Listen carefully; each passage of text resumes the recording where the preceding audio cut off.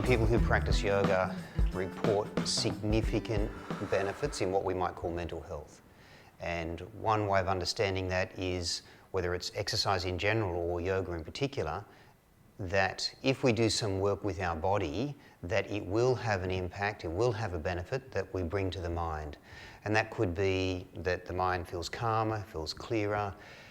So many people report that kind of a benefit because the mind and the body are not separate. If we do something to the body, it will affect the way the mind works. So hopefully if we're doing something that benefits the body, it will also benefit the mind.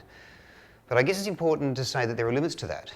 That how much work we do on the body and how much benefit it's going to bring the mind is, it's kind of like an indirect effect. So yoga is something that is not just the mental health benefits of doing a physical yoga practice.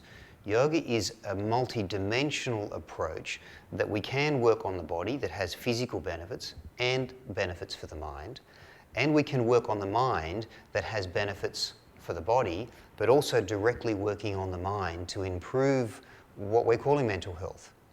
So one of the things that yoga offers specifically for the benefits of mental health is not just the effects of the body, working on the body to change the way the mind works and to improve mental health, but to work directly on the mind. And that's largely done through meditation techniques. And the way that we work with the breath is the link between the two. So many different types of yoga can have benefits in the area of mental health.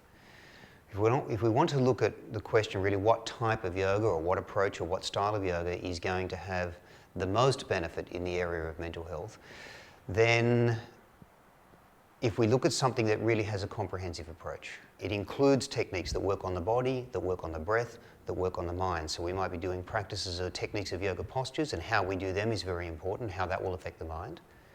How we work with our breathing is also going to affect the mind. And then how we use different types of meditation techniques, that will also affect the way the mind works. We've all had the experience of feeling fantastic at the end of a yoga class. And it's one of the reasons why we keep going back to yoga, because we want to enjoy that feeling of how amazing it can be after we've done a good yoga practice.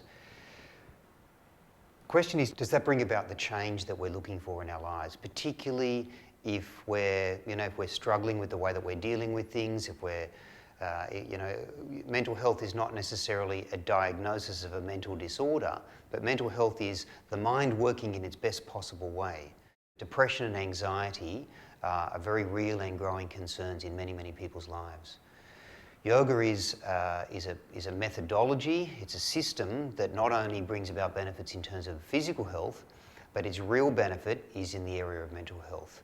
And even if we're enjoying physical health, happiness is another word that we could use to describe mental health. So whether it's a specific condition that's been diagnosed, such as anxiety or depression, or we kind of feel that we have that tendency, that yoga is something through the various practices about the physical techniques, the breathing techniques, which many psychologists use, and meditation techniques. There's a whole range of different things in the different practices of yoga that can be of enormous benefit in the area, particularly in the area of anxiety and depression.